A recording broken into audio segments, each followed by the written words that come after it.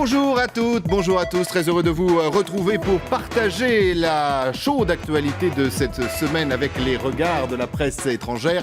À commencer par monsieur Alberto Toscano. Bonjour Alberto. Buongiorno.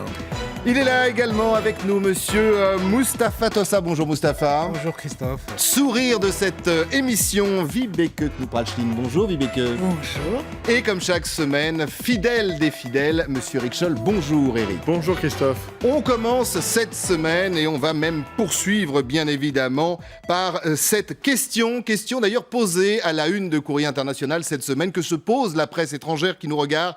Valls peut-il sauver la France ? Valls avait un rendez-vous, effectivement, c'était aux alentours de mardi. Il y avait quelque chose d'important pour lui, un discours, un vote à la clé. Pour la gauche, vous allez le voir, c'est un peu le messie qui est arrivé. Pour la droite, c'est pas vraiment gagné. Sans parler d'autres dans la majorité, écoutez. On demandait la confirmation d'un cap sérieux en matière de gestion des finances publiques, une inflexion sociale, et on a tout ça plus une volonté de réforme. Un départ nouveau de la politique que nous devons conduire, la politique de réforme qui doit être conduite en France. Nous sommes dans une équipe, dans un collectif très efficace. Et c'est cela que l'on ressent autour de la table du Conseil des ministres. Cette confiance demandera à être confirmée au fil des textes et au fil du temps. Il y a une terrible rupture avec les attentes populaires. Aucune réponse. Il appelait à un discours de vérité et de sincérité. Il y a eu la vérité peut-être sur le bilan, mais il n'y a pas d'audace. Les Français attendaient un plan de bataille et ils ont eu un plan de com. On est très loin du compte. Très loin du compte pour Jean-François Copé. Alors on va parler de la forme un peu, mais surtout du fond. Mustapha, vous en pensez quoi ? Oui, et c'est vrai que sur la forme, il y a quelque chose de nouveau par rapport à Jean-Marc Ayrault qui paraissait hésitant, qui n'arrivait pas à trancher, qui presque endormait la représentation nationale et les Français. Nous avons affaire avec un homme qui est volontaire, qui est passionné, qui est enthousiaste et qui veut faire des choses. Sauf que le cap qu'il a décrit est un cap qui a été déjà fixé par François Hollande et par Jean-Marc Ayrault. Donc on ne s'attend pas à ce qu'il y ait une marge de manœuvre extrêmement importante pour lui, pour créer vraiment un résultat extrêmement différent que celui de Jean-Marc Ayrault. Mais on s'attend à ce que l'équipe gouvernementale puisse avoir une parole beaucoup plus harmonieuse, beaucoup plus unie, qu'il n'y ait pas de couac. On s'attend à ce qu'il y ait un vrai patron à Matignon et c'est sur ça qu'il va être jugé. Sur le bilan politique qu'il a fait de Jean-Marc Ayrault, je le trouve un petit peu sévère parce qu'il l'a fait pour justifier a posteriori pourquoi il le remplace, mais on ne voit pas quelles sont les recettes miracles qu'il va pouvoir exécuter pour pouvoir faire mieux que Jean-Marc Ayrault, sauf au niveau de la communication, comme ça a été dit par la plupart des intervenants. Alberto et Vibeke, est-ce qu'il va avoir les recettes miracles ? La boîte à outils de François Hollande a-t-elle grossi pour Manuel Valls ? Non, mais le problème n'est pas d'avoir des recettes miracles. Le problème est d'avoir une méthode efficace. Et là, moi, je ne sous-estime pas l'importance du discours qu'il a fait à l'Assemblée nationale parce qu'il a montré un grand pragmatisme, une envie d'être très pratique, de prendre la réalité telle qu'elle est dans le pays sans privilégier les idéologies. La France est un pays terriblement conditionné par les idéologies. Un Français, surtout si un intellectuel parisien, avant d'entrer dans un bistrot et demander un café, il demande si le barman est de droite ou de gauche. S'il n'est pas de sa famille politique, il va dans un autre café. J'exagère un peu, mais il y a cette maladie de l'idéologie en France. Manuel Valls est un homme pragmatique. Votre question était, est-ce que Manuel Valls peut sauver la France ? Ma réponse est, je ne sais pas, mais je suis sûr que la France a envie d'être sauvée par Manuel Valls et que la méthode utilisée par Manuel Valls me paraît la plus adaptée à résoudre au moins une partie des problèmes du pays, exactement comme en Italie. La méthode de Renzi, pragmatique, est en train de montrer qu'elle peut obtenir des succès. En tout cas, gros satisfecit pour revenir à l'Italie, d'une voie au pouvoir politique en place. Je le disais à la une de Courrier, un Valls peut-il sauver la France ? Analyse de la presse étrangère. C'est un satisfecit ou pas ? Il y a de la prudence ? En tout cas, on n'avait pas eu la même chose avec Jean-Marc Ayrault. Non, il a réussi son exercice en termes de communication et de rassurer, en termes donc, de confiance. Maintenant, là où il est très fort, c'est qu'il avait deux objectifs différents. D'un peu annoncer des résultats concrets le plus vite possible, répondre aux exigences de résultats immédiats. C'est ce qu'il a essayé de faire avec l'idée d'un pacte de solidarité dont les résultats, dont les premières mesures seront mises en place dès 2015. Et puis, en même temps, il faut rassurer les entreprises, l'économie. Et là-dessus, il y a beaucoup de choses qui ont été dites pendant son discours sur les entreprises, sur l'économie. Mais quand on y regarde de plus près, les nouvelles choses en mesure des entreprises vont pas arriver avant 2016, 2017 et vont s'étaler entre 2017 et 2020. Mais dans la communication, on a quand même eu l'impression qu'effectivement, les entreprises étaient plutôt rassurées. Alors justement, c'est intéressant de parler à Vibeke de la communication. Copé disait, trop de communication, c'est juste un plan de com. Vous êtes d'accord ou pas ? Non, pas du tout. La com a son importance, bien sûr. Et d'ailleurs, pour revenir un petit peu aux questions du début, est-ce qu'il peut sauver la France ? Je ne sais pas, mais en tout cas, c'est... Il va s'y employer. Oui, et puis c'est l'habit, le rôle qu'on l'a vu endosser mardi. Et ça fait 2 ans que les Français se plaignent, qu'il n'y a pas de chef, qu'on ne sait pas où on va. Je crois que c'est exactement ce qu'il a voulu faire. Il a voulu donner un sens et il a voulu montrer que quelqu'un est maintenant aux manettes vraiment. Il ne s'agit pas d'une boîte à outils, mais vraiment la direction pratique, le volant pour avancer.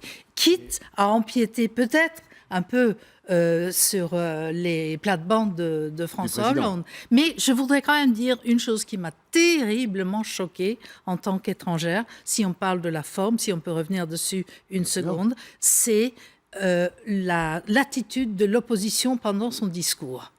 Ça, pourquoi ? Mais je trouve ça incroyable que le Premier ministre de la France, qui vient d'être nommé, c'est son premier discours, qui ne peut pas le laisser s'exprimer, sauf à faire comme si c'était une classe de 6e ou je ne sais pas quoi. On a vu quand même à droite, et notamment Jacob, le patron de l'UMP à l'Assemblée, avoir du mal à trouver ses mots, en tout cas, pour contester Manuel Valls. On a senti quand même dans l'hémicycle, la droite, je dirais...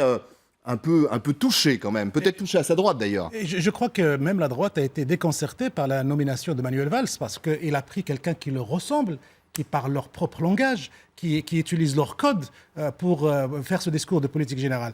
Moi, à mon avis, Christophe, il y a eu 2 séquences depuis le début depuis dimanche. Il y a eu la séquence, évidemment, discours de politique générale, on l'a vu, comme ou pas comme, recette miracle ou pas. Il y a eu la deuxième séquence, c'est formation du gouvernement. Et là, on a l'impression que rien n'a bougé, sauf l'entrée de Ségolène Royal et de Rebsamen. Et on est en face d'un gouvernement qui contient de multiples cohabitations, à commencer par la cohabitation au sommet de l'État entre Manuel Valls et François. Au moins, on s'est débarrassé de la cohabitation avec les Verts. Voilà. C'était peut-être celle qui faisait le plus de bruit. On s'est débarrassé avec la cohabitation avec les Verts, mais on a l'impression d'assister à une cohabitation à l'intérieur du Parti socialiste. Des courants du Parti socialiste sont représentés. Et vous allez voir pendant les prochains mois qu'il va y avoir tellement de couacs entre ces fortes personnalités qui vont penser chacun à sa manière à 2017 que justement, on va voir Manuel Valls va être mis à rude épreuve pour justement exercer son magistère. Alors, on va parler dans quelques instants, bien sûr, de la politique que veut faire le nouveau Premier ministre. On va revenir, parce que vous êtes nombreux à parler de couac, de ligne directive, d'un homme de poids à poigne. On se souvient que Jean-Marc Ayrault l'avait promis, effectivement, au moins une 20aine de fois, plus de couac, à chaque fois c'était des peines perdues. Et puis, entre réalisme, souhait ou rêve, eh bien, Manuel Valls, tout de suite, a mis les pieds dans le plat avec une curieuse machine. Écoutez. Quand on a fixé la stratégie, on s'y tient. Et tout le monde doit être en soutien de cette stratégie. Si on n'est pas d'accord avec la stratégie, on fait autre chose. Là, nous sommes tous d'accord avec la stratégie pour aller de l'avant. Je vais demander à Thales de me construire un logiciel qui pourra être exporté partout dans le monde, qui sera le logiciel anti-couac. Voilà Alberto, le logiciel anti-couac. Si, mais n'exagérons pas l'histoire des couacs. Les couacs font partie... Ça a quand même largement perturbé les 2 premières années du gouvernement Ayrault. Et souvent, les couacs sont un peu montés par nous, journalistes, qui on a besoin de remplir des pages de journaux parfois. Pas totalement d'accord avec vous. Mais bon. Il y a quand même un débat, parfois il y a des gaffes. Les gaffes font partie de la vie. L'important, là, Valls a raison, l'important est le cap. Aujourd'hui, la France n'est pas dans un moment, n'importe quel moment de son histoire, dans un moment extrêmement difficile. J'ai regardé hier une statistique. Aujourd'hui, en France, le nombre de chômeurs est supérieur au nombre total de salariés de toute l'industrie en France. C'est-à-dire, la France a perdu énormément d'emplois dans l'industrie. Plus que l'Italie, plus que l'Allemagne. Seulement en Grande-Bretagne, ils en ont perdu plus qu'en France. Donc, c'est une situation extrêmement délicate. Il faut relancer l'économie française, comme il faut relancer l'économie italienne et d'autres pays, bien sûr. Or, les réformes doivent tenir en compte certains aspects comme la dépense publique énorme qui existe en France. Le record de la dépense publique, 57% du PIB. Évidemment, le gouvernement doit réduire cette dépense publique. Ça ne sera pas facile. Évidemment, dans ce processus de défi, parfois aussi aux syndicats, il y aura des couacs, il y aura des polémiques, mais l'important est le cap.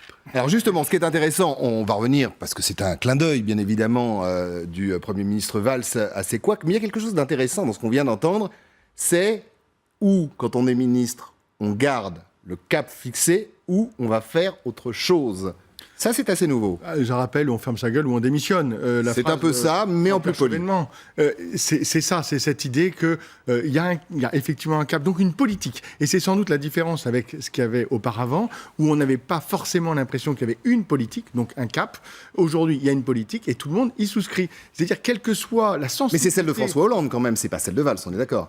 C'est ce qui va compliquer évidemment le tableau, c'est qu'il y a eu un président élu en 2012, et aujourd'hui on a l'impression qu'on a un Premier ministre qui lui succède en fait, en réalité, ou qui va devoir cohabiter avec lui. Ce que disait Mustapha, la cohabitation qui sera peut-être la plus difficile. Oui, moi je crois que quand Manuel Valls parle de logiciel anti-couac, il y a un risque qu'on passe du mou sidéral qu'incarnait Jean-Marc Ayrault au psychorigide aigu que peut être Manuel Valls. Parce que s'il y a un couac, ça veut dire quoi? Ça veut dire que la personne doit démissionner? Ça veut dire que les couacs, on va provoquer les couacs et on va avoir une démission en cascade?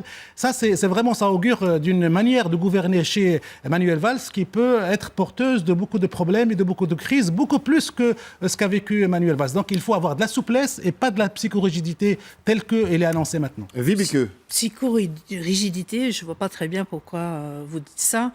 Moi, je serais plutôt d'accord avec Alberto que les couacs, bon, il y en a toujours eu, il y en aura, et que c'est pas ça qui va... non, mais sur la ligne directrice, sur le fait qu'un ministre dans la suit ligne directrice, la politique qu'on lui a demandé, ou alors fait autre chose.